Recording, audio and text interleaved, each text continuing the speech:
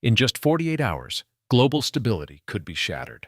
The countdown is on, and President Trump has issued a final ultimatum to Iran: comply with U.S. ceasefire terms or face military escalation. Tehran, however, has rejected the deal, calling for a permanent peace framework instead.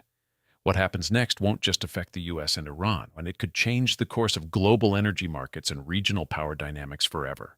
But what's not being said in the headlines is even more significant. This isn't just another deadline. This is the culmination of years of escalating tensions, a powder keg ready to explode, and the match is now in Washington and Tehran's hands. Let's break down what's happened so far. President Trump has set an unwavering deadline for Iran to accept a ceasefire agreement that would halt the escalating conflict between the two countries. He has made it crystal clear: if Iran refuses, military action is inevitable. But Iran isn't backing down. Iran's rejection of the U.S. ceasefire proposal sent shockwaves through the global political landscape. Tehran has instead demanded a permanent peace agreement, one that would completely reshape regional power dynamics.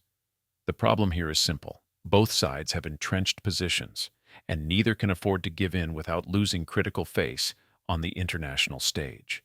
The stakes are incredibly high. The U.S. is offering a temporary ceasefire, but Iran is asking for a permanent settlement, a deal that could permanently shift the balance of power in the region and fundamentally altering the U.S. position in the Middle East. This has pushed the situation past the point of diplomacy, and now the question is, who will blink first? To understand what's happening, though, we need to dig deeper than the headlines. The Trump administration is not acting on a whim here. This decision has been a long time coming. Since the U.S. withdrew from the Joint Comprehensive Plan of Action, JCPOA, in 2018, tensions with Iran have steadily escalated. Sanctions were reimposed on Iran, crippling its economy. This isolated Iran, pushing it toward a more aggressive foreign policy stance, particularly in the Middle East, where it's involved in proxy wars and military operations in Syria, Iraq, and Yemen. In 2021, U.S.-Iran talks resumed, but there was no breakthrough.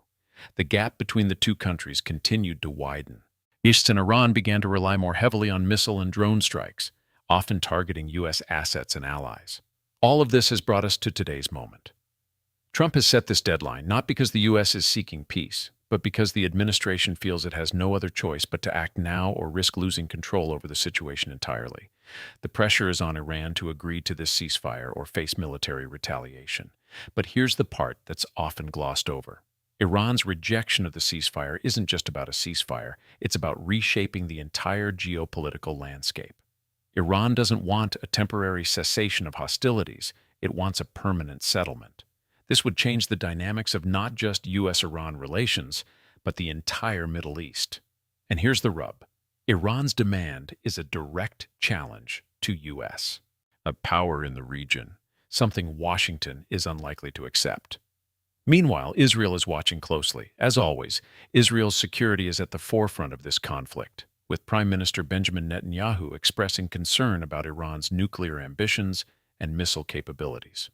The risk of Iranian escalation, either through direct attacks or via proxy forces, is a constant threat. Israel's position has always been clear. Iran cannot be allowed to develop nuclear weapons, and they are prepared to act unilaterally if necessary. That makes the stakes even higher. If the U.S. escalates, Israel might be pulled in, making the conflict even more complex. And then there's Russia, which, despite its backing of Iran in other areas, has shown signs of wanting to mediate a solution.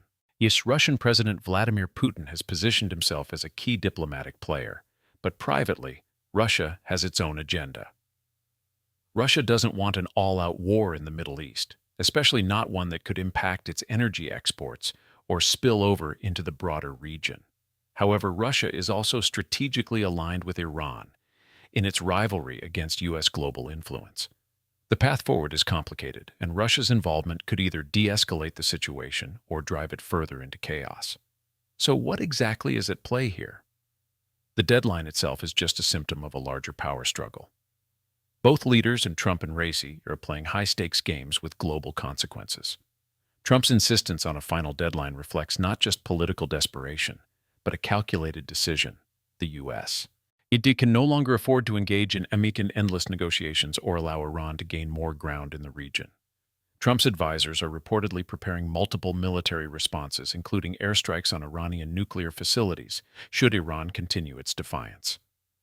Iran, on the other hand, is not simply rejecting a ceasefire, it is rejecting the existing power structure. The Iranian leadership knows that any agreement with the U.S. that leaves the current geopolitical landscape intact would signal their submission to U.S. hegemony. If they give in, the entire legitimacy of their current leadership could be questioned, both domestically and internationally. Meanwhile, Israel is watching closely. As always, Israel's security is at the forefront of this conflict. Yes, with Prime Minister Benjamin Netanyahu expressing concern about Iran's nuclear ambitions and missile capabilities. The risk of Iranian escalation, either through direct attacks or via proxy forces, is a constant threat. Israel's position has always been clear. Iran cannot be allowed to develop nuclear weapons, and they are prepared to act unilaterally if necessary. That makes the stakes even higher. If the U.S. escalates, Israel might be pulled in, making the conflict even more complex. And then there's Russia, which, despite its backing of Iran in other areas, has shown signs of wanting to mediate a solution.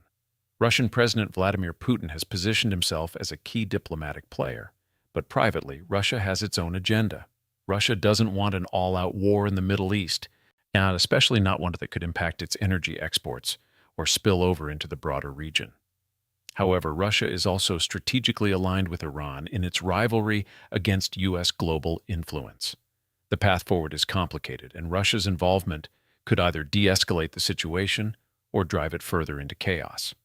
So, what happens next? The consequences of this conflict will be felt far beyond the U.S. and Iran. Scenario 1, the least likely option: Iran gives in. Iran agrees to a temporary ceasefire, but with significant concessions. Both sides are left with a tense, uneasy peace, but the negotiations will continue. The region breathes a collective sigh of relief, at least for now, but it's temporary and the core issues remain unresolved. Scenario 2, the status quo continues. The deadline passes without a breakthrough, and the U.S. begins airstrikes on Iranian military facilities. Iran retaliates with missile strikes aimed at U.S. assets and oil infrastructure in the Gulf. Tensions reach a breaking point, but the world holds its breath, hoping for a diplomatic breakthrough. The market reacts with another surge in oil prices, impacting economies worldwide. The geopolitical fallout will be severe, especially for nations dependent on Middle Eastern oil. Scenario 3, full-scale escalation. Iran refuses to accept the terms, and U.S. military assets are deployed for a broader offensive. This could trigger a regional war involving Israel, Saudi Arabia, and other Gulf states. Russia and China may get involved in diplomatic maneuvering or support Iran in different ways, but the conflict quickly spirals beyond any manageable resolution. Yet this scenario is the worst-case outcome, where lives and livelihoods are at risk. The question now is simple: who will make the first move? Will Iran capitulate, or will they hold firm, forcing the U.S. to act? The geopolitical consequences are staggering. Global oil prices are already reacting, but the world's reliance on the Strait of Hormuz is deeper than just economics. The true risk here is the unpredictable nature of escalation. Once one side steps over the red line, there may be no going back. This could lead to a larger conflict, pulling in nations, economies, and even entire military alliances into a devastating new era of warfare. What do you think happens next? Drop your thoughts below, and stay tuned for further updates. The countdown is ticking, and the outcome is still uncertain.